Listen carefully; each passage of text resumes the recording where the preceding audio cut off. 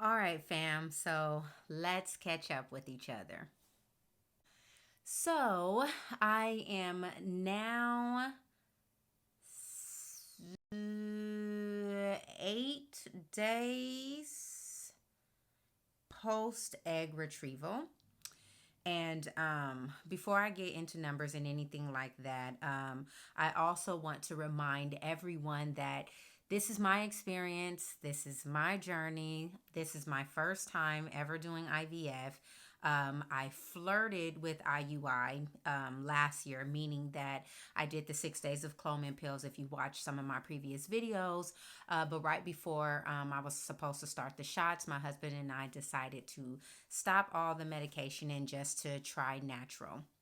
And we did that for about 6 months, change our lifestyle, blah, blah, blah, blah, resort back to the old video. But I had egg retrieval on April 13th, and today I believe is April 22nd, so that's 9 days. And I ran into a few complications. Today is egg retrieval day. So, last night my doctor, she called around like 10 o'clock at night because I talked to the anesthesiologist around like 9:30, 9:40 p.m. And he was just kind of telling me what today was going to look like. But I had noticed that I started having shortness of breath after I got the trigger shot the day before yesterday and yesterday morning. And so I tried not to really think too much of it, but it was getting a little bit concerning. And so after doing my research, I noticed something called OHSS, which is Ovarian Hyperstimulation Syndrome or something like that. And I know that it can be something that's connected to PCOS and endometriosis, which, you know, as you do your research, has something to do with irregular periods, extremely heavy bleeding, things like that.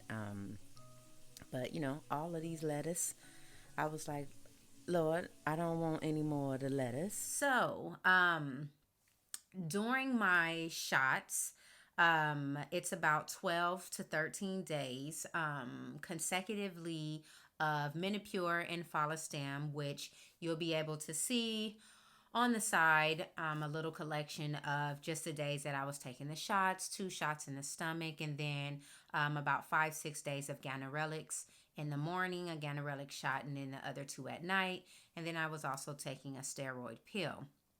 Now, because I was doing all of these shots, obviously stated in my last video, my follicles were insane. My follicle count was insane.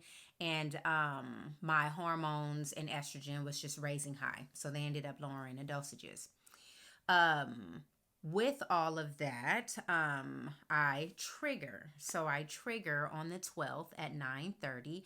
The shots, I was feeling fine. I was having the shots every day. I was still going to work every day. I was resting good. I didn't really feel different. Shots suck, right, to have. But that was a time that I also looked at my husband and I being able to bond with one another.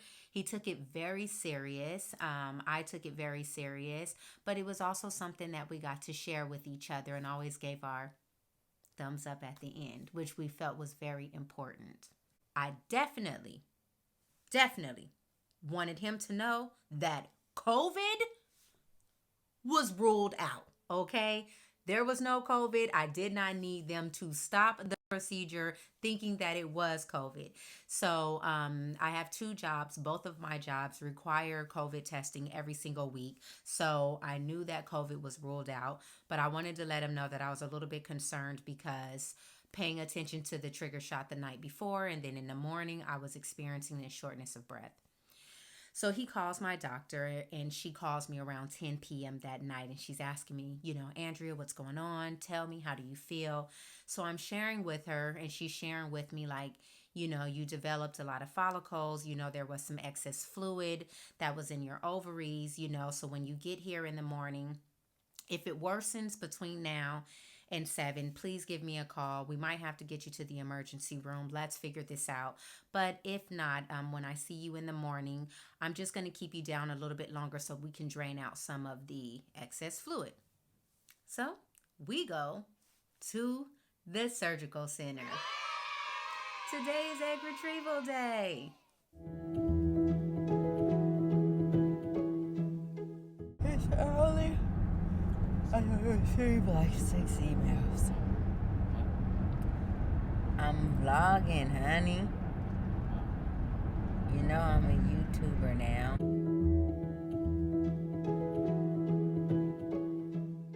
I said, "Brr, it's cold out here." Paperwork, you know it's real when paperwork is involved.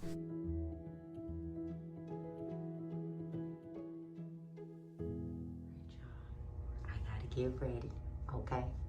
I gotta get ready. They want me to start changing and putting on stuff. So, wish me luck, y'all.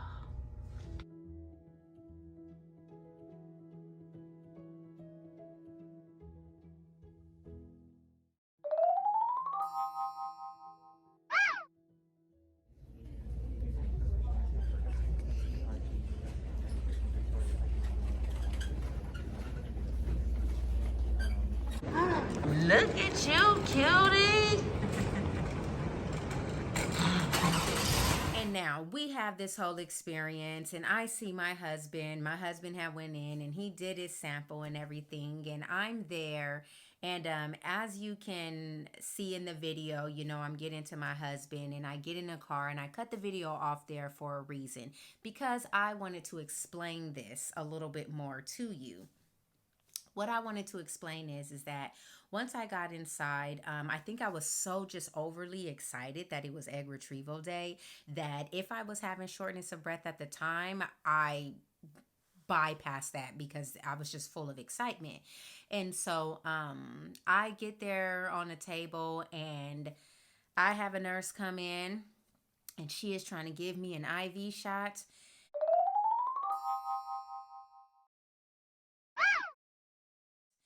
And this woman sticks me in my left arm twice and she can't find my veins. I mean, she is moving that needle and I'm, ah! Then she goes to the right side and she's like, "I'm so sorry. Let me try to find it." So it's already twice. She's tried on the left. She couldn't find it. So she goes to the right side and she sticks the needle in. I'm sorry. I know this is a side tangent, but you just have to know. She can't find it on the right side either. I feel a pop in my arm. I almost died, y'all. We just finished, huh? The hard part is done. I hope so. We just finished, y'all. Did she tell you how many eggs you got? Yes. It's disgusting. And so we are heading home. They couldn't find my veins for nothing in the world, so they stuck me 5-6 times. I almost backed out because they couldn't find it and I couldn't take getting stuck and pricked again. I was like, you know what? I said, this is the beginning of the process. Y'all can't find these veins. Y'all sticking me. But when she stuck me on my right wrist, I felt like a pop.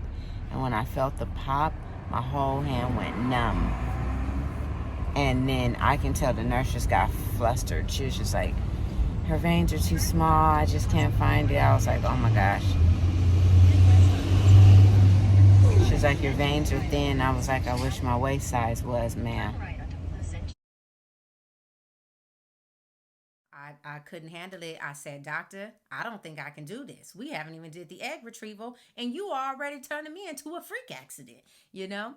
So I get home and, you know, I'm on rest. I've done my research. You know, I talked to the doctor and she tells me, you know, "Hey, rest. We'll know tomorrow. You know, we can give you a call, let you know." Or she told me that night.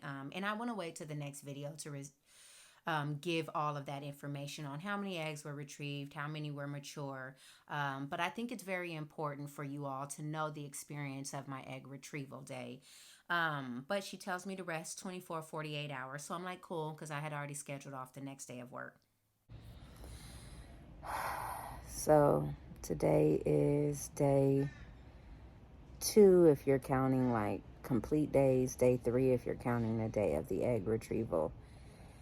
And I don't feel too good. And some things that I have been learning, which I talked about in my previous video, is OHSS OHSS, which is over hyperstimulation syndrome. Um, and I already went into detail in my last video about it, but I know that they say after a few days, you should be feeling better. With the number of eggs that were retrieved, they said that I probably would be feeling pretty crappy for as many days as I am. I've already had to call off work. I'm still extremely hormonal. My estrogen levels are still really high, so I don't have any motivation. And this ain't bae. You know what I'm saying? This ain't me. So I'm just looking for some more good news to help, but I am extremely short of breath. And yeah, just want to feel back like myself. That's it. I'm feeling okay, a little out of breath and things, but hey, I just went through egg retrieval surgery. So I get home the next day, I wake up and I'm out of breath, but I'm like, just stay in bed, rest all day, don't do too much work, drink, fluids, eat salt, things like that. I loved McDonald's French fries. I heard that was a thing, and I do not like fast food, like especially McDonald's. But them fries, they was hitting like mm, mm, mm, mm, mm. They was good, okay? They was like, I was craving them fries. So anyways, I have the fries and everything, and I just pretty much stayed in bed. Legs got a little bit of tingle inside. I'm kind of talking on and off with the doctor, and I tell her, hey, I'm not really feeling too well. I'm out of breath still, experiencing some cramps and things like that, but I'm having some weird feelings in my legs.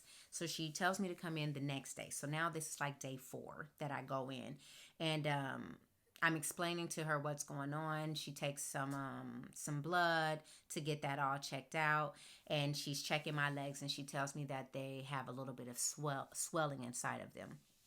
And she tells me that there's a possibility that I may have PE.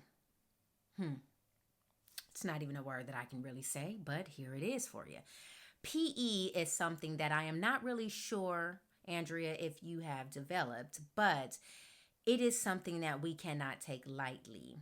PE can cause blood clots in the legs, and they can break off and they can travel to the arteries and kidneys or liver and possibly cause you to stop breathing.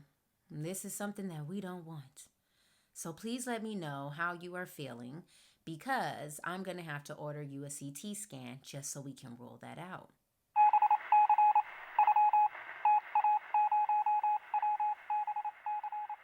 Okay, ma'am. So I go home and I go to work on day 5.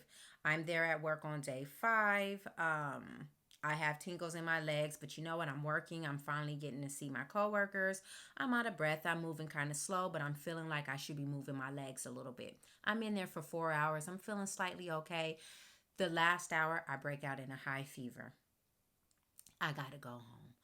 I go home, try to go to sleep, keep my legs elevated high, drinking plenty of fluids, all of my Gatorades, V8s, waters, things like that, keeping my legs elevated, and I just feel the tingles in my legs. So I end up talking to my doctor again, and she says, okay, we're going to get that CT scan ordered. Now it's days 6 or 7, and I'm not feeling any better. So I decide, or day, I don't know. The days just went by, and it was just another symptom, another symptom, another symptom. So I'm trying to think in case any of you feel this way, but shortness of breath, tingles in the legs, fever, and they didn't all come at once.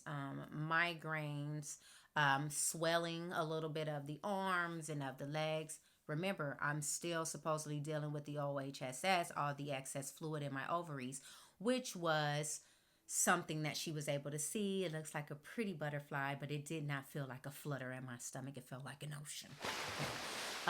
That was possibly a cause of why my shortness of breath.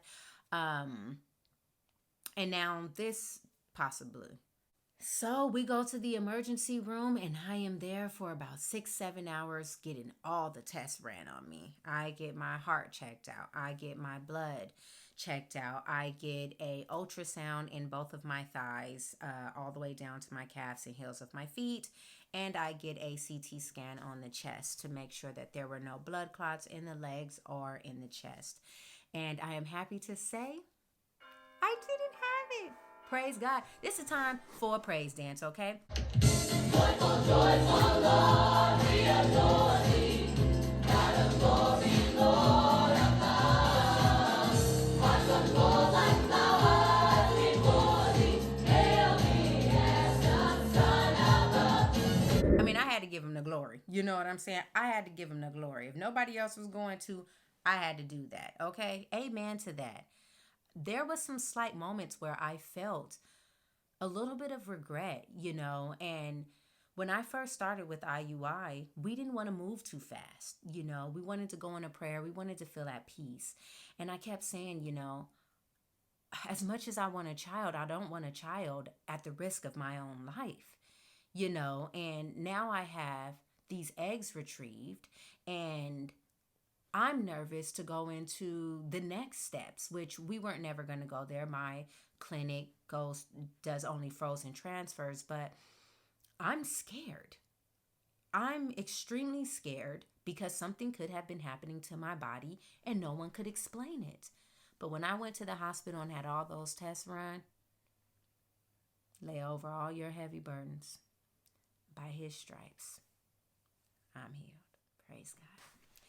So after I got those results back, I came back home, even though it's kind of like, well, what about the leg tingles and things like that? The doctor there at the emergency room told me, like, you went through a major surgery. You just came off of major hormones. 33 shots pretty much in 13 days, not including getting your blood drawn, IVs, things like that. Your body was like this and shot up. And then all of a sudden, when it came down, you had shows to do, you had work to do, and you didn't give it any time to rest. And if symptoms get worse, please, come back, but you are a healthy cookie. I don't know if there could have been a way that I could have avoided any of this. I'm a healthy person, and to now feel that my body was in jeopardy and my life was in jeopardy, all because, I want a family. Things that, some people take for granted is something that we in this community work so hard for. It's everything to hear you're pregnant, your baby's healthy, you're going to be a mom. It's everything for us, But I want you to take care of you, because if you don't take care of yourself, then what is that for your child? So before you go into any of this, ask your doctor about their procedures as far as, do they do fresh transfers or frozen transfers? What is the possibility of you developing OHSS? What do they know about DVT and PE? Is there any steps or anything that you can do to get your body in a healthy state before you start the shots? What are the protocols? Find out what your insurance will do for you. What is it that they will pay for, just so that you're not also stressed about the money? But go in a prayer, because at the end of the day, you're going to need that peace when you make these decisions, because it's your body and it's your life. I am happy to say that we do have eggs frozen at this time, but our main focus right now is me.